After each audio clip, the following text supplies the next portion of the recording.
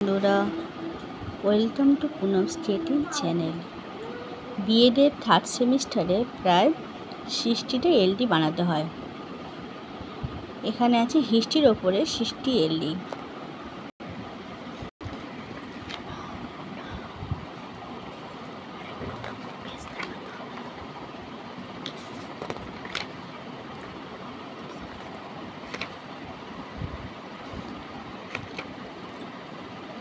সব শ্রেণীর থেকেই আছে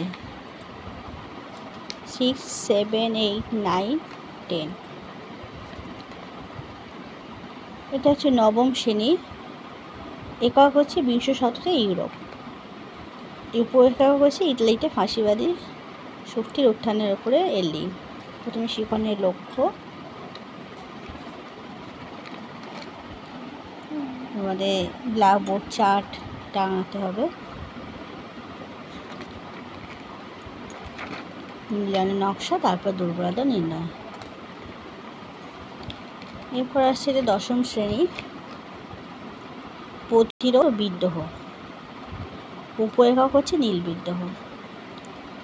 শিখনের লক্ষ্য আছে। এরপর শিক্ষার্থী বিশ্লেষণ, এখানে ব্ল্যাকবোর্ড, ছবি,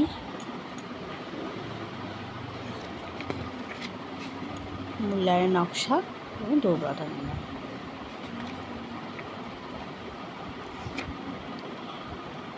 এটা হচ্ছে বিপ্লবী আদর্শ নেপোলিয়ন বোনাপার্টের ক্ষমতা লাভের ওপরে এলডি।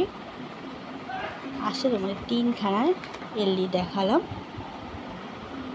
এরপরে তোমাদের বাকিগুলো দেখো।